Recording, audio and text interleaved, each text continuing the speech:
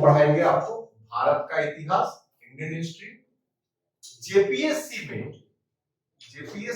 Pre का ये question है। प्री में 200 मार्क्स की ये परीक्षा होगा। उस मार्क्स में 100 प्रश्न पूछे जाएंगे, 100 क्वेश्चन, और हर एक क्वेश्चन 2 नंबर के, यानी कि 200, जिसमें से हिस्ट्री से 15 क्वेश्चन रहेंगे।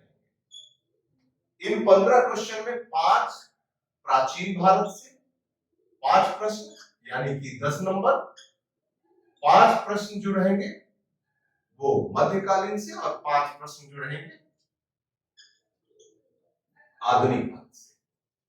देखिए, इसमें सबसे बड़ी समस्या है कि आप अपनी भी तैयारी कर सकते हैं। इसके लिए आपको क्या करना होगा?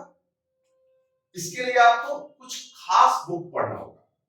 लॉ इंस्टीट्यूट पढ़े, लेकिन ये बुक आपको खुद पढ़ना होगा। एक तो ओल्ड एनसीईआरटी 11th और 12th का, जो कि 2002 से पहले का, ये आपको बाजार में उपलब्ध है, और ये हिंदी और इंग्लिश दोनों में है। तीनों पेपर का मिलेंगे। 11th में प्राचीन और मध्यकालीन, और 12th में मॉडर्न हिस्ट्री का। ये तीनों बुक बारीकी से पढ़िए। हमारे कहने से कि 3 बुक खरीदते हैं तो जेपीएससी के लिए जरूरत नहीं है, बाकी बीपीएससी या अन्य पीसीएस के लिए आप ले सकते हैं। मॉडर्न हिस्ट्री से क्वेश्चन रहते हैं, अच्छा रहता है, मेंस में भी आपका काम आएगा, इसलिए स्पेक्ट्रम खरीद सकते हैं। ये इंग्लिश और हिंदी दोनों में मिलता है। भारत का राष्ट्रीय आंदोलन एक बुक है सतीश चंद्रा का, ये बहुत अच्छी बुक है, और ये मेंस के लिए बहुत अच्छा ये भी देगा। तो मेंस परीक्षा के लिए ये 2 किताबें। इसके अलावा इंग्लिश मीडियम में कुछ बुक है। इंग्लिश मीडियम में हम कहेंगे कि एनसीईआरटी तो आपको मिल ही जाएगी। इसके अलावा स्पेक्ट्रम ले लीजिए, क्योंकि मॉडर्न इंपॉर्टेंट है, और ये सतीश चंद्रा का इंग्लिश में भी आ गया है, तो आप ले सकते हैं। इसके अलावा बीएल ग्रोवर की एक बुक है आधुनिक भारत, वो भी आप ले सकते हैं। तो आपको कैसे तैयारी करना है और क्या करना है, यहां ध्यान दीजिए। देखिए, तैयारी तो सारे करते हैं, लेकिन कुछ कुछ ऐसे टॉपिक हैं जिसको आप अगर ध्यान से पढ़िएगा तो आसानी से कर सकते हैं। चूंकि 100 प्रश्नों में 5 5 5 यानी 15 प्रश्न उतने मायने नहीं रखते हैं जितना कि आप एक एक के लिए 10-10 किताब पढ़ें। इसलिए आप किताब में सेलेक्टिव हो रहिए, नोट्स पर ध्यान दीजिए। ये एनसीईआरटी हमारे कहने अनुसार एनफ है, इससे अगर आप पढ़ते हैं तो ज्यादा बेहतर है। अब देखिए, प्राचीन भारत का इतिहास से शुरू करते हैं, और इसमें क्या क्या टॉपिक पढ़ना है वो ध्यान दीजिए, जिससे प्रश्न आते हैं। एक्चुअली पहले के पैटर्न बदल चुके हैं, सारे बच्चे वो पुराने ढर्रे पर पढ़ते हैं। आप उसको थोड़ा सा बदलिए और नई सोच से पढ़िए। प्रश्न कैसे पूछे जाते हैं, प्रश्न किस प्रकार के आते हैं, इस पर ध्यान दीजिए। सबसे पहले हम लोग प्राचीन भारत का यानी एंशिएंट हिस्ट्री की बात करते हैं, और प्राचीन भारत में कौन कौन से टॉपिक जो ज्यादा पूछे जाएंगे उस पर से हम स्टार मार्क कर देंगे, उस पर ज्यादा ध्यान देना है, और जिससे नहीं पूछे जाते हैं वो ऐसे इग्नोर कर सकते हैं। तो कुछ सेलेक्टिव होकर पढ़िए तो ज्यादा बेहतर होगा। तो सबसे पहले इसमें आता है स्रोत, यानी सोर्स ऑफ इंडियन हिस्ट्री। इससे प्रश्न आता है कि मॉन्यूमेंट्स यानी कि स्मारक में कौन कौन से स्मारक हैं, क्वाइंस कब के हैं, ठीक है। बुक्स, ये इसमें सबसे इंपॉर्टेंट आपको आता है बुक्स, यानी किताबें जो हैं राजतरंगिणी के लेखक। ये न केवल जेपीएससी बल्कि बीपीएससी में भी ये सोर्स बहुत इंपॉर्टेंट है, तो सोर्स आप जरूर तैयार कर लीजिएगा। फिर इसको स्टार में रखते हैं। दूसरा आता है धार्मिक आंदोलन। एकदम सेलेक्टिव होकर पढ़िए और सबसे बेहतर तैयारी रहेगी। धार्मिक आंदोलन यानी 600 बीसी में जो धर्मों के बीच रिवोल्ट ये हुए थे, आंदोलन हुए थे, मूवमेंट हुए थे, उसमें से 4 इंपॉर्टेंट धर्म है, लेकिन आपको 2 ही पर पढ़ना है, एक जैन धर्म और दूसरा बौद्ध। इन्हीं दोनों धर्मों से प्रश्न आते हैं और इसको बारीकी से पढ़ना, यह भी इंपॉर्टेंट है, इसको भी आप ध्यान से देखें। फिर 16 महाजनपद, इससे प्रश्न नहीं आता है, कभी कभी कदा पूछ दिया है। अगर शुरू से अगर ऑप्शनल हिस्ट्री में भी जब पहले एक पेपर हिस्ट्री रहा करता था तो उसमें भी इससे 1 या 2 प्रश्न पूछे हैं, तो ये अभी इंपॉर्टेंट नहीं है, केवल राजधानी कैपिटल पूछता है, वो देखिए। फिर आता है मौर्य वंश।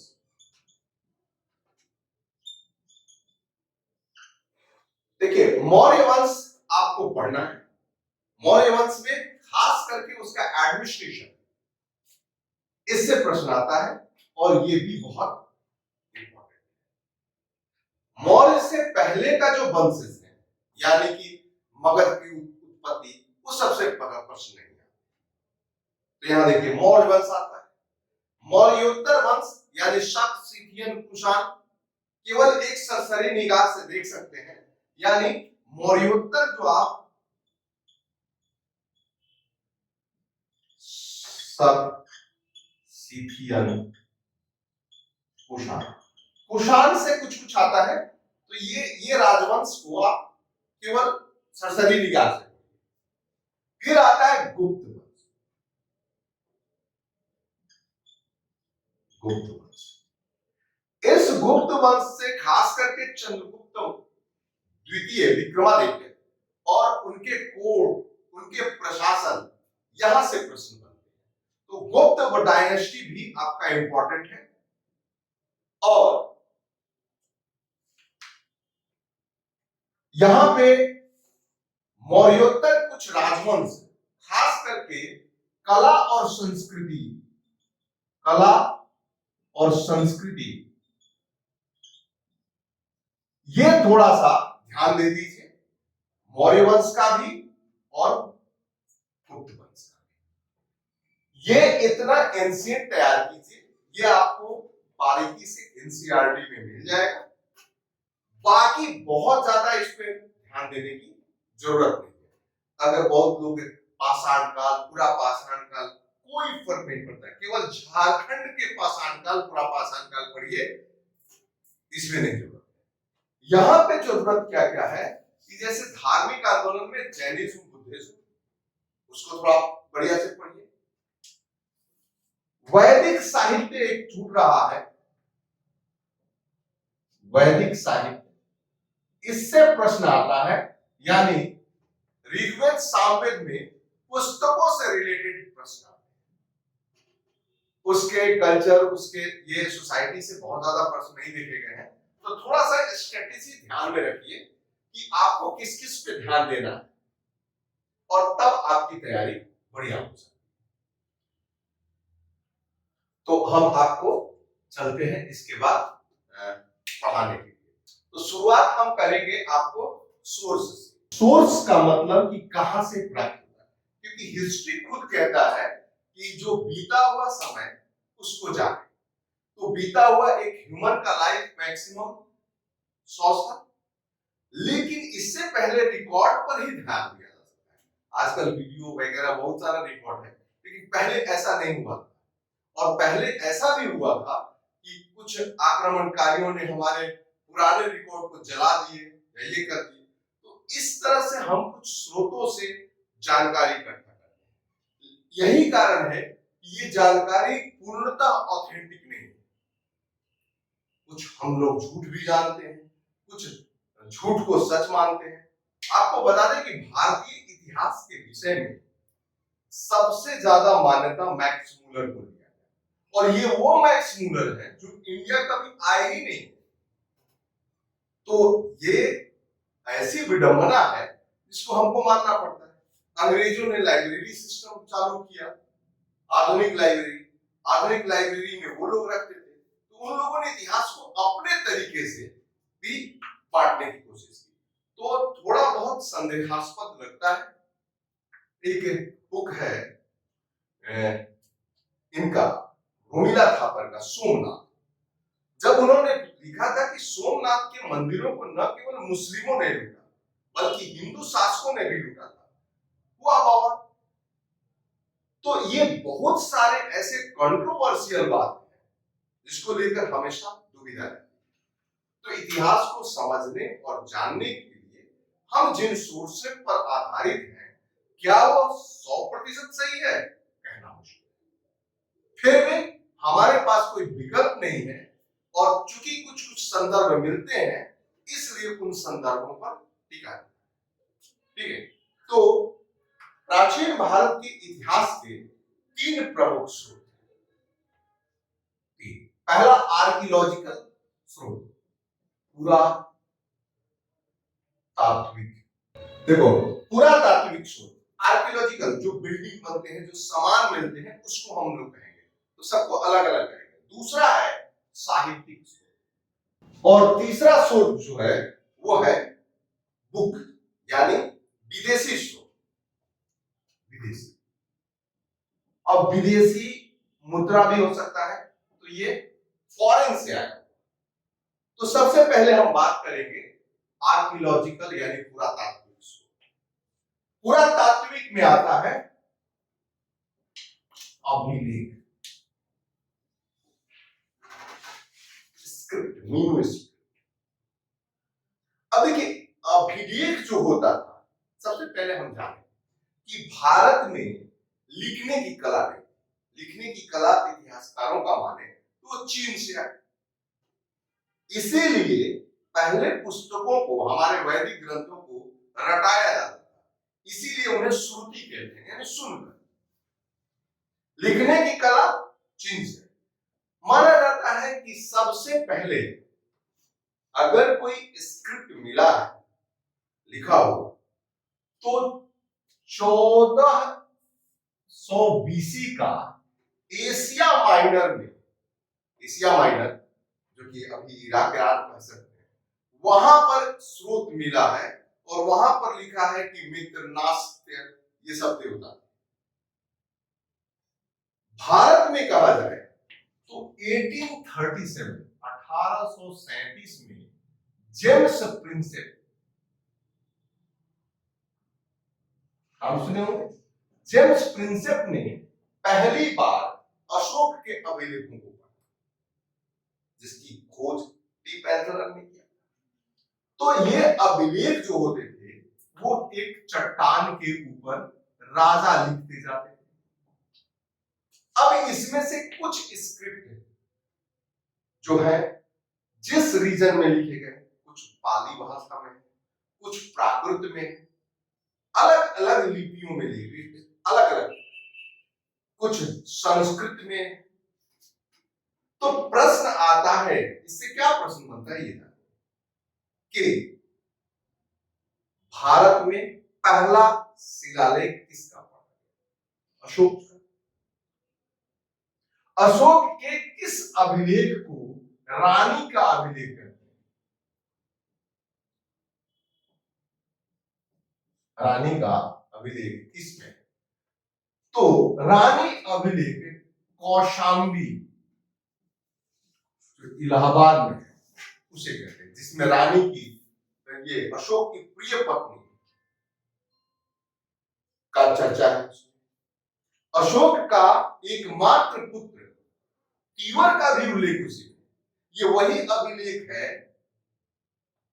जिसको अकबर के किले में स्थापित किया। ये वही अभिलेख है जिसमें बीरबल भी लिखे हैं, और ये वही अभिलेख है जिसके ऊपर प्रयाग प्रशस्ति रखा गया। अभिलेख पर खाली जगह सब लोग लिखे।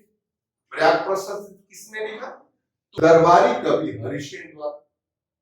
तो ये प्रयाग प्रशस्ति उस पर लिखा गया, यानी प्रयाग का बीज है। फिर कहता है कि भारत में मिलने वाले जो पिलर अभिलेख, अशोक के क्लियर बताया गया है कि उसके पिलर के ऊपर कोई ना कोई जानवर रहता था, तो उस पर भी लिखा जाता था। जैसे आप जाके देखिए, एक मेहरौली, मेहरौली में स्थित चंद्र नाम है, चंद्रगुप्त द्वितीय के नाम से है, जो लोहा आज तक बना है, आयरन पिलर, दिल्ली में स्थित, न रस्ट लग रहा है और हजारों साल से खड़ा हुआ है। तो कौन कहां पे है? प्रश्न आता है कि सबसे पहला किसी विदेशी द्वारा लिखा गया पहला शिलालेख कौन सा है? तो वो है जूनागढ़। किसने लिखा था? रुद्रादामन, रुद्रादामन का। तो इस तरीके से अभिलेख कौन कौन होते हैं, कहां कहां है, इसके बारे में आपको जानकारी देना है। दूसरा इंपॉर्टेंट चीज है अभिलेख के बाद, दूसरा है आपका क्वाइंस, सिक्के।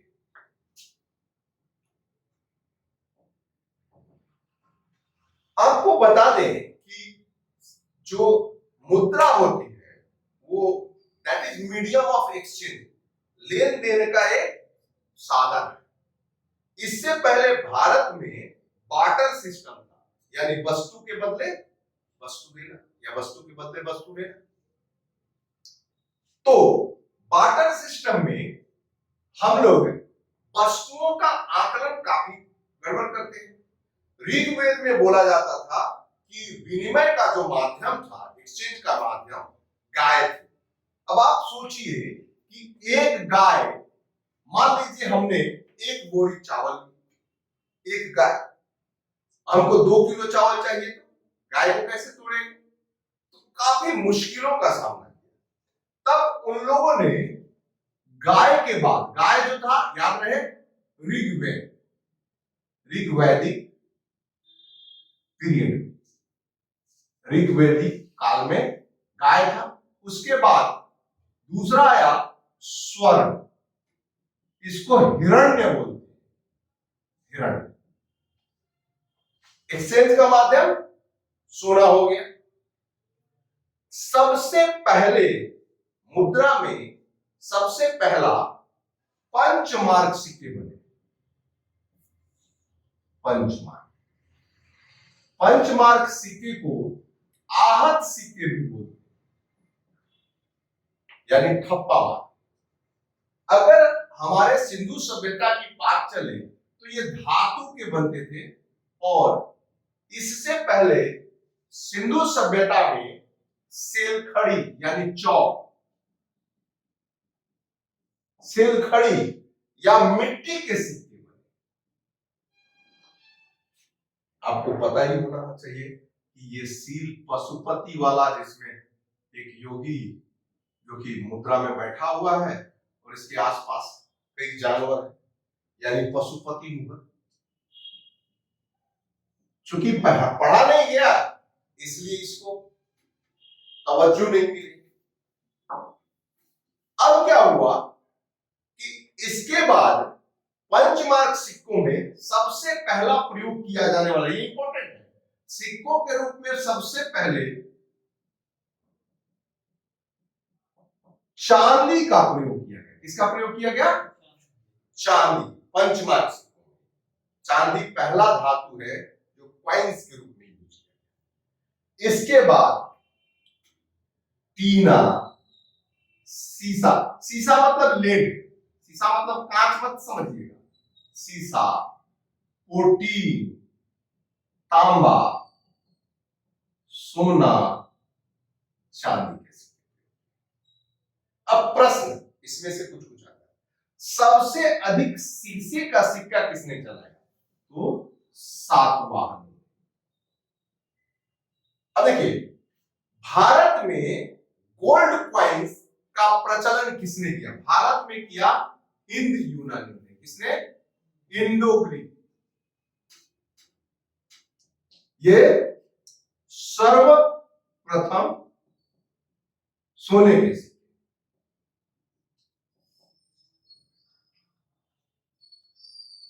लेकिन यूनानियों जो थे वो विदेशी थे, इंडियन तो थे नहीं। भारत में सबसे पहले सोने के सिक्के किसने चलाए? ये लोग सर्वप्रथम सोने के सिक्के लाए, लेकिन इंडियन सोना नहीं। भारत में सबसे पहले कुषाणों ने चलाया। सबसे पहले भारतीय स्वर्ण सिक्के चलाए। इसके बाद आता है कि सबसे शुद्ध सिक्का, प्योर गोल्ड का, शुद्ध सोने का सिक्का किसने चलाया? और सर्वाधिक मात्रा में ये चलाए थे गुप्त शासक।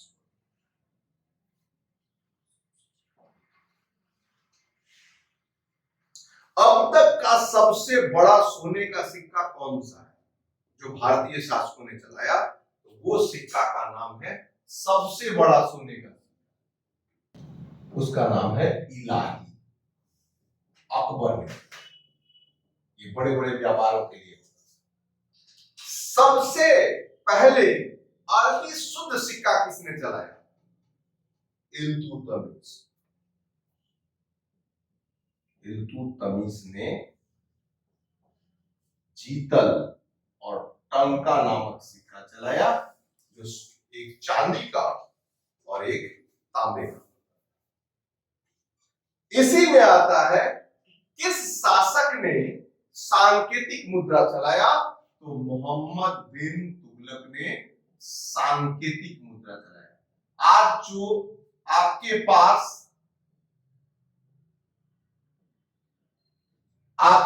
जो रुपए है वो सांकेतिक मुद्रा है, याद रहे।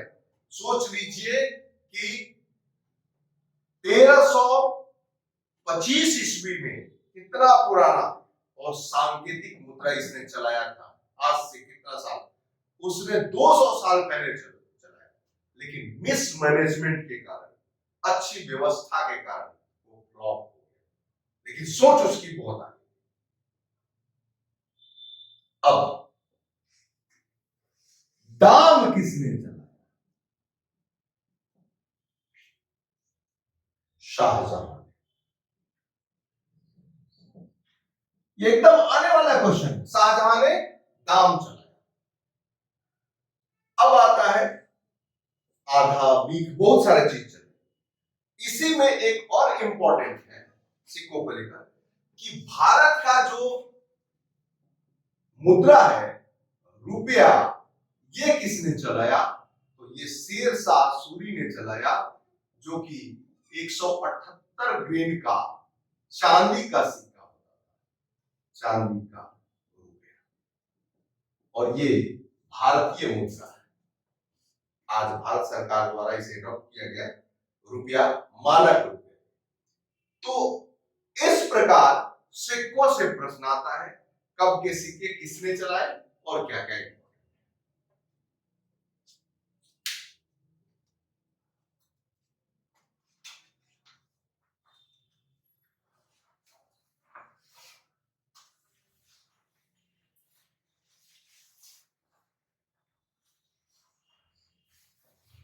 पुरातात्विक सोच में पहला हमने अभिलेख की चर्चा की, दूसरा चर्चा हमने सिक्का का की, और तीसरा जो चर्चा, जो कि यह भी इंपॉर्टेंट है, वह है मूर्तियां, स्टैचू।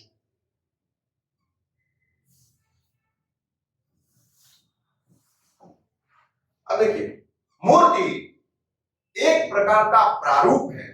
अगर प्राचीन काल में देखें तो इंडस सिविलाइजेशन यानी सिंधु घाटी सभ्यता में कुछ इंपॉर्टेंट मूर्तियां हैं, जिसकी पहचान हम आपको बताएंगे। सबसे पहला, जो कि सबसे पॉपुलर है, डांसिंग गर्ल, नृत्यरत मूर्ति। ये नृत्यरत एक लड़की का है, जो कि एक कमर पे और एक बाजू में हाथ रखी हुई है, पूरी तरह से ब्रोंज की है, और ये बहुत बड़ा उपलब्धि है। फिर पुजारी का सिर, तीसरा मदर गॉडेस यानी मातृ देवी, इसके अलावा बहुत सारे जानवरों के चित्र, बैल, अलग अलग जीव जंतु के बहुत सारी मूर्तियां इंडस सिविलाइजेशन की खोज। अगर सच पूछा जाए तो मानव मूर्ति सबसे पहले, ये क्वेश्चन आता है कि भारत में सबसे पहले मानव की मूर्तियां किसकी बनी, तो बुद्ध पहले व्यक्ति हैं जो मानव मूर्ति के बने। और ये एक कंट्रोवर्सी है कि बुद्ध ने मूर्ति पूजा माना किया और उन्हीं की पहली मूर्ति। तो मूर्ति कला का जो जन्म हुआ वो भारत के नॉर्थ वेस्ट रीजन में, जिसको हम कहते हैं गांधार कला। क्या कहते हैं? गांधार कला। गांधार कला प्योर विदेशी कला जो कि ग्रीस यानी यूनान से आया, से यूनानी कला। अब भारतीय कला, भारतीय प्लस यूनानी मिलकर एक नया जन्म लिया जिसको हम लोग यहां मथुरा कला के नाम से।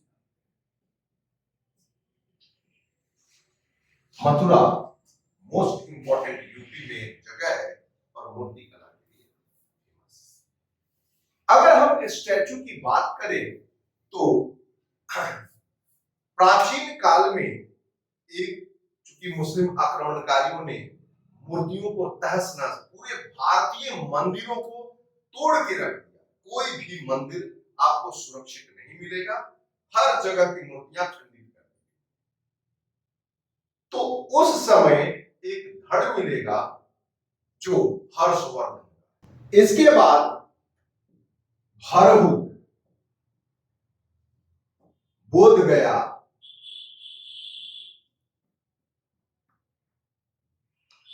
उज्जैन, ये मूर्ति कला के लिए प्रमुख केंद्र बन गए। दक्षिण में अमरावती। अब बात करते हैं अगला, स्मारक और भवन। देखिए, खुदाई के अवशेषों से बहुत सारे भवनों का कुछ न कुछ अवशेष प्राप्त हुए हैं, जिससे अंदाजा लगाया जाता है। कहा जाता है कि 1500 ईस्वी के बाद के भवन लगभग सुरक्षित है, लेकिन उससे पहले के जो भवन या मंदिर हैं वो लगभग या तो विलीन हो चुके या नष्ट हो चुके, लेकिन उनके अवशेष मिलते हैं खुदाई के दौरान। तो सबसे पहले आपको तक्षशिला और नालंदा विश्वविद्यालय के अवशेष प्राप्त हुए। पटना से मौर्य वंश का भवन, इसके अवशेष प्राप्त हुए। फिर इसकी जानकारी मंदिरों, किला या अन्य ऐतिहासिक इससे प्राप्त हुआ है। अगर हम बात करें स्टाइल जानता, शैली जिसे कहते हैं, मुख्यतः मंदिर निर्माण में 3 प्रकार के शैली प्रचलित। आपको परीक्षा में याद करने के लिए ये सबसे अच्छा तरीका है, भारत का ये मैप देख लीजिए, और ये जो नॉर्थ इंडिया में है, हम नहीं कहेंगे लेकिन 80% मंदिर जो है वह नागर शैली में बना है। तो एक शैली हुआ, जो जिस शैली का निर्माण हुआ वो पहला है नागर। साउथ में मैक्सिमम जो शैली बनी वो है द्रविड़, तो दूसरा है द्रविड़। और ये मध्य भाग का जो हिस्सा है, ये याद रहे एक चीज कि ओवरलैपिंग है, इसमें भी आपको बेसर शैली मिली है, तो इन दोनों का युक्त जो है बीच में अधिकता बेसर शैली, बेसर शैली यानी नागर शैली और द्रविड़ शैली दोनों का मिलन। आपको अलग से जब हम आर्ट एंड कल्चर पढ़ाएंगे तो उसमें आपको सारे शैली का जो विशेषता है वो बताएंगे कि कौन सा अष्टभुजीय होता है, किसमें विमान होते हैं, किसमें गोपुरम होता है, ये सब इससे प्रश्न आता है। ठीक है। अब चौथा पांचवा स्रोत है चित्रकला। चित्रकला का शुरुआत पाषाण काल या महापाषाण काल के भित्ति चित्र से मिलता है, यानी दीवार पर जब हम बोलना नहीं जानते थे तो भित्ति चित्र बनाए। इसके बावजूद बाद में चित्रकला का शुरुआत हुआ और आपको बता दें कि चंदेल शासकों द्वारा बनाया गया खजुराहो की जो मंदिरें हैं उनमें मरणासन राजकुमारी या बुद्ध की मूर्तियों का जो चित्र मिलता है वो सबसे बेस्ट उदाहरण। इसके अलावा अगर इंस्टीट्यूट में जाइए तो एक जार पर लोमड़ी और कौवे का चित्र बना है, तो ऐसे ऐसे चित्रकला देखा जाता है। चित्रकला स्पेशल अगर कोई किसी शासक में उभरा तो वह आधुनिक भारत के इतिहास या मध्यकालीन भारत में, मध्यकालीन में सबसे बड़े चित्र के संरक्षक ये थे जहांगीर।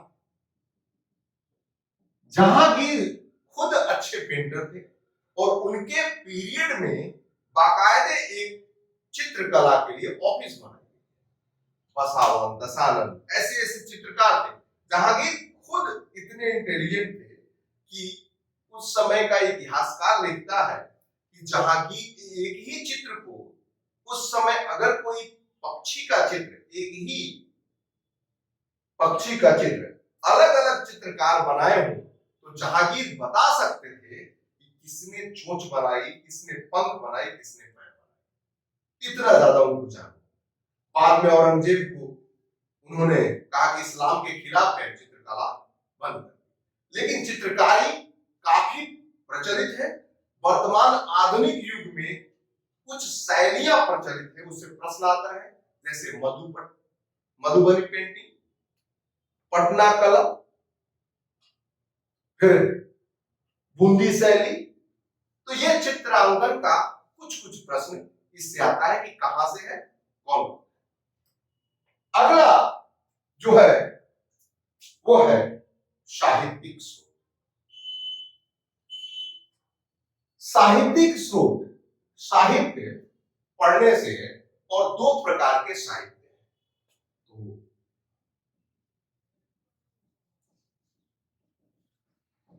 ये दो ग्रंथ बने, एक हुआ धार्मिक ग्रंथ और दूसरा लौकिक ग्रंथ। जो धार्मिक ग्रंथ हुए वो धर्म से रिलेटेड, इसमें भी दो अलग अलग भाग में हम बांटते हैं। एक जो श्रुति यानी सुनकर बताए, इसको रटाए गए, और दूसरा स्मृति के आधार पर लिखे गए। इसमें संदेह नहीं रहता क्योंकि इसमें लिखने वाले उस समय लिखने की कला पता। जैसे श्रुति में, हमारे धार्मिक ग्रंथ में आपको श्रुति में वैदिक ग्रंथ आते हैं जिसमें इंपॉर्टेंट है ऋग्वेद, सामवेद, यजुर्वेद, अथर्ववेद,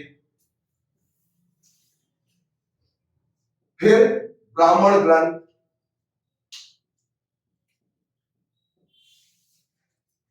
आरण्यक ग्रंथ, उपनिषद, पुराण। अब इसमें चूंकि श्रुति था तो लोगों को यह डाउट रहता है कि ये सही भी है या गलत है। रामायण, महाभारत, अब इससे प्रश्न आता है जैसे ऋग्वेद में कुल कितनी ऋचाएं हैं, हाउ मेनी ह्यूम्स इन ऋग्वेदास। तो फिर सबसे ओल्ड कौन है, इन्हें त्रयी कहा जाता है। उपनिषदों की कुल संख्या कहां है, कितनी है, 108 है। ये सत्यमेव जयते कहां से लिया गया है, पुराणों की संख्या कितनी है। देखिए इसके पीछे कहने का मतलब कि ये इस पे क्यों संदेह है, क्योंकि कहा जाता है कि रामायण शुरू में 2400 श्लोक बढ़ के 4000 हो गए। तो ये बढ़ा कैसे, यहां तक कि ऋग्वेद भी 3 चरण में लिखा गया, प्राचीन, मध्य, बाद में। महाभारत के बारे में बताया जाता है कि महाभारत कुल 8800 श्लोक, बाद में 1000 हो, इसीलिए उसे सहस्त्रयी भी कहते हैं। कुछ लोग विजय कारण जय संहिता कहते हैं। इसके अलावा मध्यकाल में भी इससे प्रश्न आते हैं कि महाभारत को किस नाम से फारसी में ट्रांसलेट किया गया, रज्मनामा। रामायण के लेखक कौन है, महाभारत के लेखक कौन है, तो ये सारे प्रश्न। अब जो स्मृति या लिखित जो है ये अलग अलग लोगों ने बोला और लिखा गया। जैसे बौद्ध ग्रंथ, बौद्ध ग्रंथ में 3 पिटक, सूत पिटक, विनय पिटक, अभिधम्म पिटक। फिर श्रीलंकाई ग्रंथ, अशोकावदान, दिव्यावदान, अंगुत्तर निकाय। तो ये सारे चीज बौद्ध ग्रंथ के आते हैं। फिर आता है जैन ग्रंथ। जैन ग्रंथ को आगम साहित्य कहते हैं। तो ये धार्मिक ग्रंथ चूंकि इस समय लिखने की कला आ गई थी, प्राचीन जो थे वो प्राकृत या अर्धमागधी में थे, बाद में इसे संस्कृत में ट्रांसलेशन किया गया, संस्कृत पीरियड में। अब आता है लौकिक साहित्य। लौकिक साहित्य उस समय जो चल रहे थे, उस समय की बात कही। तो कुछ तो आपको मोटिवेशनल था, हितोपदेश, पंचतंत्र। आप लोग जानते हैं विश्व में बाइबल के बाद सबसे अधिक ट्रांसलेट की जाने वाली यही है, पंचतंत्र, निधि श्लोका, ये सारे चीज। फिर प्राचीन लेखकों ने जो लिखा, अष्टाध्यायी रिटन बाय पाणिनि, कालिदास सारा मेघदूतम, रघुवंशम, कुमार संभवम, मुद्रा राक्षस रिटन बाय विशाख दत्ता, कलहन, राजतरंगिणी, कलहन ने राजतरंगिणी लिखी। तो ये बुक आपको बहुत ज्यादा इंपॉर्टेंट है, जो आपको अलग से पढ़ना। अर्थशास्त्र। अब इसी साहित्यिक में एक आता है विदेशी स्रोत। देखिए विदेश से कुछ आ नहीं सकते थे, तो सबसे पहले इसमें देखा जाता है सिक्के। और विदेशी सिक्का, मेसोपोटामिया सभ्यता का सिक्का लोथल में पाया गया। लोथल गुजरात में है, जो कि इंडस सिविलाइजेशन का है, और वहां पे मेसोपोटामिया सभ्यता के सिक्के पाए। फिर बहुत सारे रोमन सिक्के पाए गए। आपको पता है कि मसाला का व्यापार करने के लिए यूनानी भारत में आधुनिक काल तक रोमन इतिहास में लिखा गया कि भारत के रोम के सारे सिक्के सोने के वापस भारत में चले गए, तो यहां पे रोमन सिक्के भी हैं। अगर हम साहित्य की बात करें, किसी भी विदेशी स्रोत में दूसरा बात करें साहित्य की, तो साहित्य में सबसे पहले नाम आता है विदेशी स्रोत में इंडिका, मेगास्थनीज का। एक और बुक है, ये कई बार एग्जामिनेशन में पूछा है, द पेरिपल्स ऑफ एरिथ्रियन सी। यह भारत में आने का रास्ता, इसके लेखक नहीं मालूम, आज भी अज्ञात के नाम से चल रहा है। स्ट्रैबो का भूगोल,